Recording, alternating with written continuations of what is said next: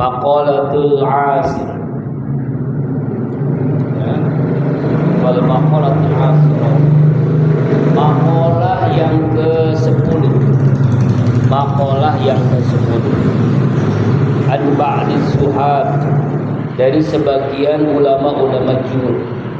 Ulama juhud itu begini ya Bu ya. Dia memiliki dunia tapi tidak dimiliki dunia. Dia kaya tapi tidak dikuasai hartanya, dunianya untuk dirinya, begitu kira-kira. Atau kalau menurut pengertian kitab Nasulibat ini adalah wa humul ladzina taqaru dunya. Itu orang yang merendahkan dunia. Karena dia tahu dunia ini ladang akhirat. Jadi dunia itu hanya sekedarnya. Walam yubalu, dan tidak begitu peduli dengan dunia. Tidak tidak berjibaku mencari dunia. Bal akhaju minha qadra daruratihim. Bahkan dia mengambil dunia itu hanya sekedarnya. Dia bisa makan, dia bisa minum, dia bisa punya keluarga, punya rumah, ya hanya kebutuhan pokok saja. Jadi tidak begitu banget gitu ya dalam dunia ini. Nah, orang namanya ahli zuhud. Nah, ulama zuhud ini mengatakan di sini tidak diungkapkan siapa orangnya. Ya cuma hanya mengungkapkan ulama-ulama zuhud. Ungkapannya apa? Man aznama zanban. Siapa orang yang melakukan perbuatan dosa, dia berzina, dia mabok, dia bohong, dia korupsi, dia riba, dia judi, seluruh perbuatan dosa dia lakukan. Ai tahmiluhu, dia memikul perbuatan dosa itu, membawa dosa itu. Wa yadahu, dan dia senang dengan dosanya.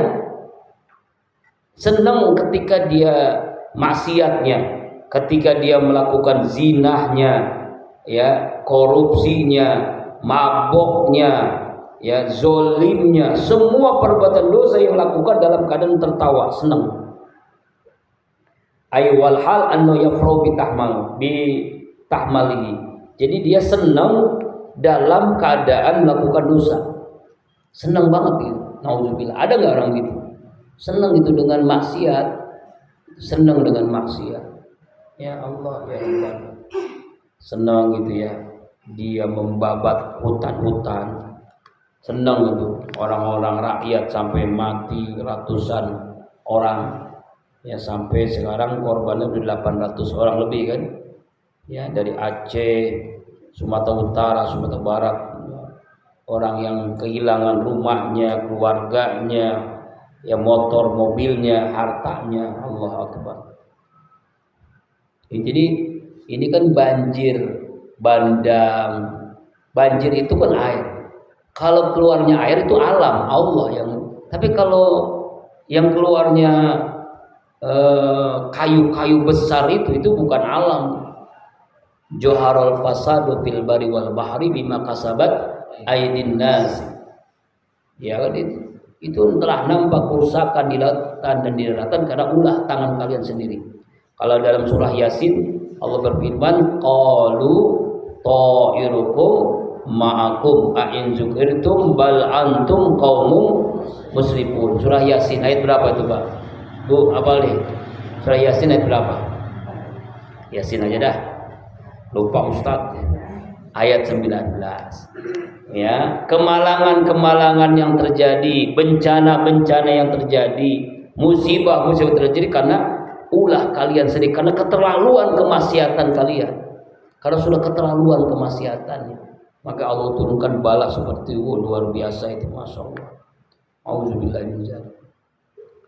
Saya punya teman orang Aceh, keluarganya 18 orang meninggal. Allah Akbar. Saking dahsyatnya itu ya, kayu-kayu ya Allah.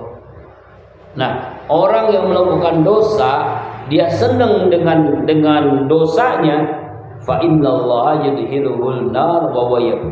Maka dia akan dimasukkan ke dalam neraka dalam keadaan nangis.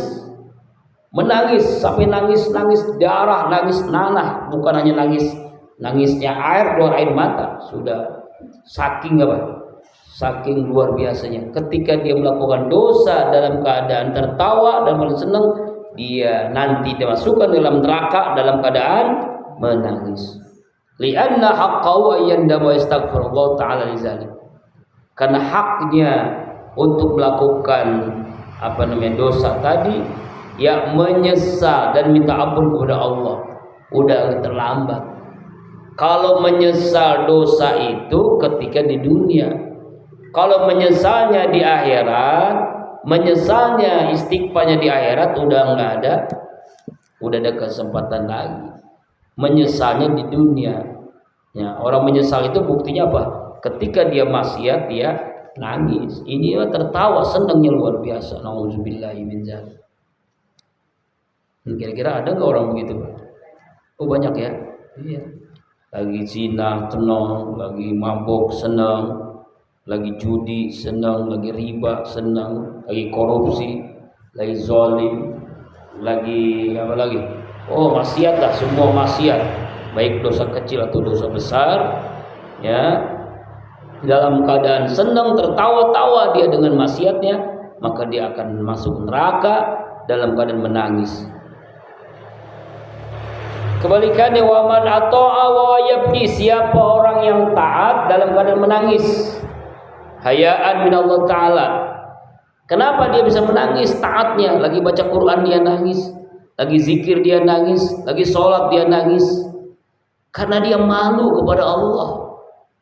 Khaufan min Allah, khaufan minhu ta'ala, dan takut kepada Allah. Takut apa? Ala taksirihi, atas kelalaiannya fitil kato'ah, dalam ketaatan. Masih kurang taatnya, baca Qurannya masih kurang, zikirnya masih kurang, istighfarnya masih kurang, salawatnya masih kurang, malu kepada Allah. Contoh misalnya gini ya, jadi saya pernah menjelaskan ada muslim, ada mukmin, ada muttaqin. Bedanya ini membedakannya ke kita sendiri aja.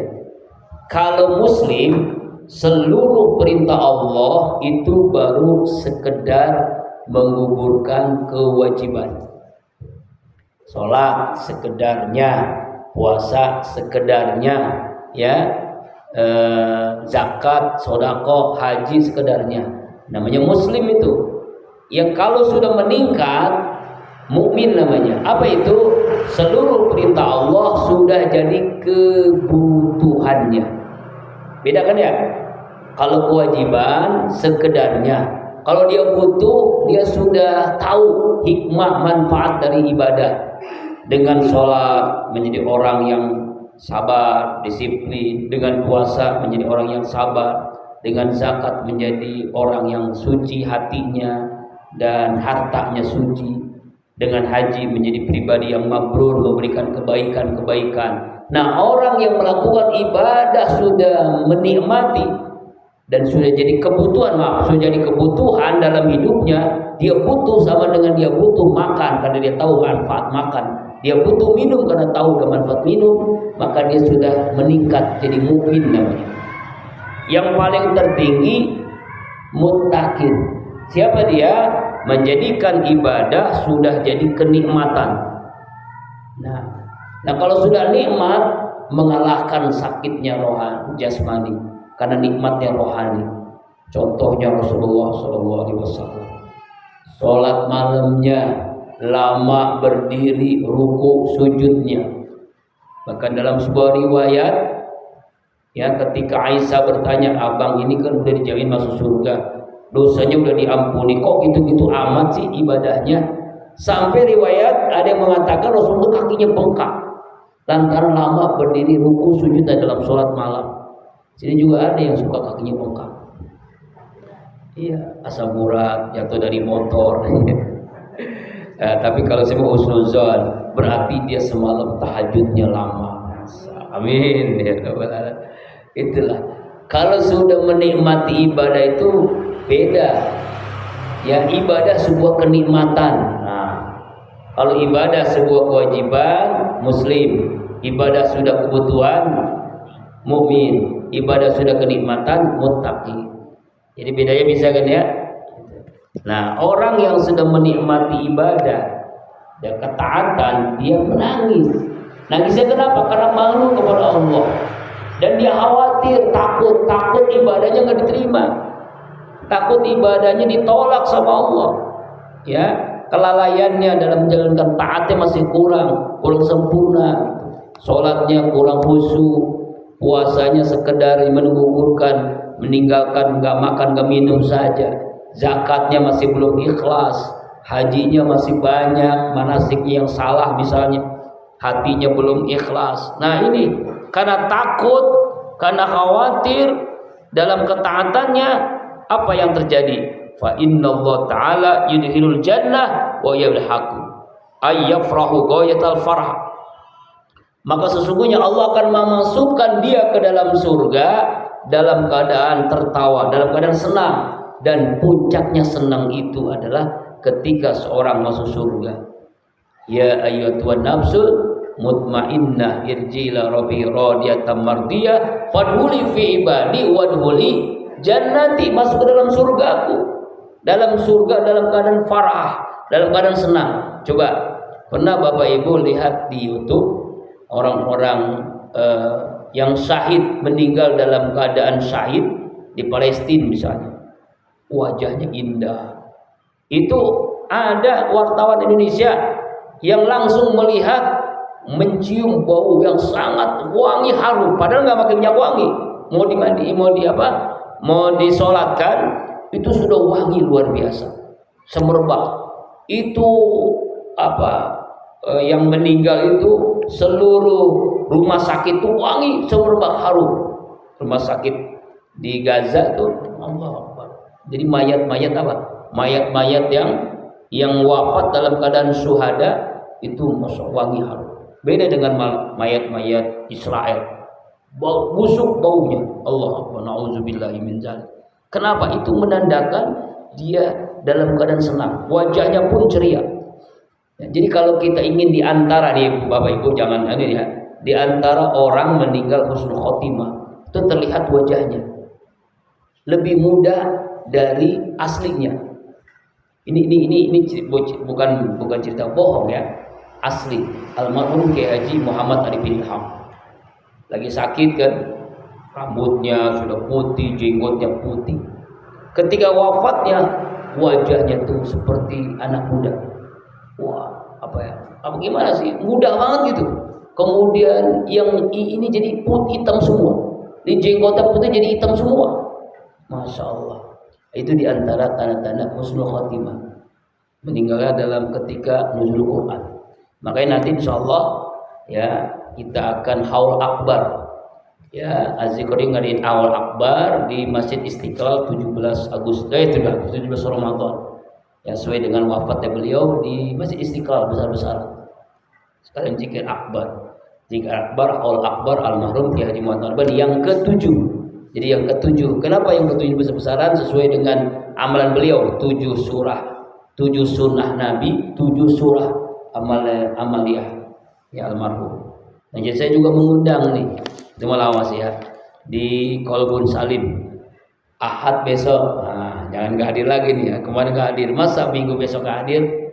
Ahad besok, minggu besok zikir akbar di Kolbun Salim, mulai dari jam 3 atau setengah 4 kita sholat tahajud berjamaah, sholat subuh, kemudian kita membaca 7 surah amalan Arifin, Yasin, Ar-Rahman, Waqi, Al-Mulk, Al-Muzammil, surah Al-Fajr dan surah Jin. 7 surah kita baca, lalu tausiah dari guru-guru yang kita undang.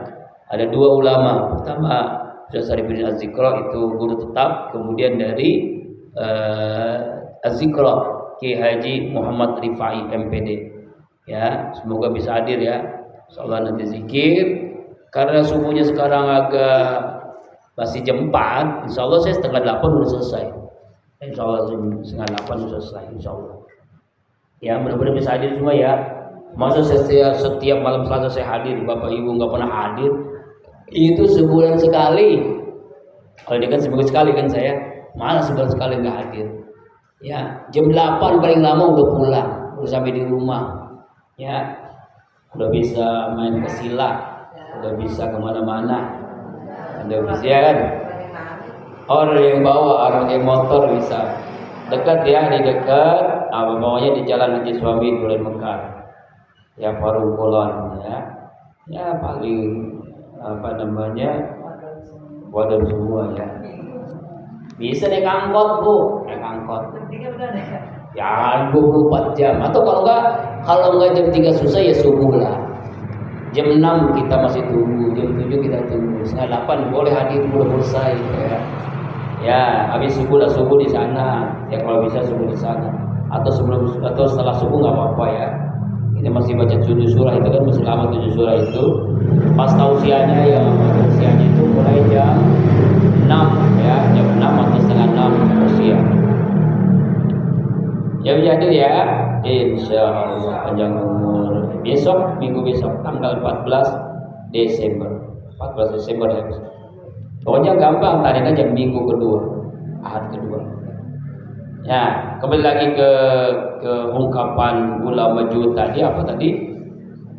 Orang yang nangis ketika melakukan ketaatan, nangis karena malu, nangis karena takut, maka Allah akan masukkan dia ke dalam surga dalam keadaan senang dan puncaknya kesenangan dalam surga. Kenapa? Karena apa yang dia cari, dia menghasilkan apa yang dia cari. Kesenangan Allah, kesenangan itu. Apa itu? Radhiyallahu anhum wa radu anhu. Jadi Allah meridhoinya dan kita ridho dengan apa yang Allah berikan kepada orang yang masuk surga dengan senangnya. Dan ini diberikan karena apa? Karena ketika dia melakukan ketaatan kepada Allah dalam keadaan menangis. Semoga 2 makalah yang kita bahas hari ini kita bisa dapat amalkan ya. Wallahu a'lam bishawab. Subhanakallahumma wa bihamdika